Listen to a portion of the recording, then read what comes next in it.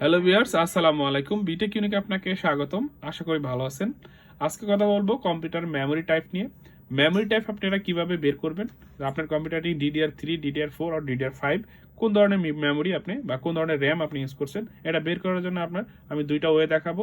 একটা ওয়ে দিয়ে আমরা টাইপটা জানবো, আর একটা ওয়ে দিয়ে আমরা বাস স্পিডটা জানবো। তো এটা আমরা কিভাবে করবো, এর জন্য আমাদের প্রয়োজন হবে একটা ছোট সফটওয়্যার, যেটার নাম হচ্ছে CPU Z। এই CPU Z-টা আপনারা অনলাইন থেকে ডাউনলোড করতে পারবেন ফ্রিতে। যদি না পারেন কমেন্টে জানাবেন, অবশ্যই আমি আপনাদেরকে লিঙ্ক শেয়ার করব। ওকে, দেন এটা আমি ওপেন করব। ওপেন করার পরে দেখেন এখানে ইয়েস অপশন আছে, এখানে ইয়েস দিবেন, একটু সময় নেবে।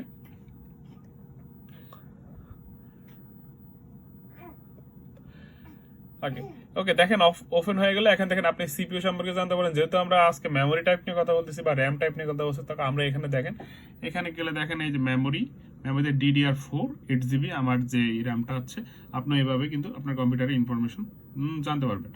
এখন আপনার এটার বাস স্পিডটা আপনি কি বলেন, এখান থেকে তো বাস স্পিডটা আমরা দেখতে পাচ্ছি না। এখানে আনকোড ফ্রিকোয়েন্সি বা DRAM ফ্রিকোয়েন্সিটা কিন্তু উঠানামা করতেছে, এটা আপনার মানে বোঝাটা একটু কষ্ট।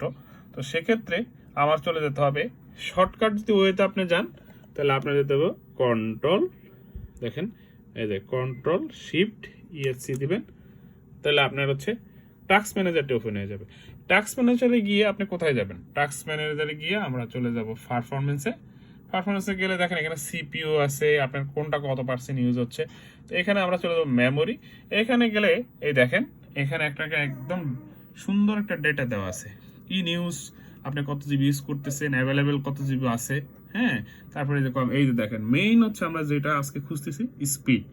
এইখানে দেখেন এটা আপনার আমার 2667 MT পার সেকেন্ড।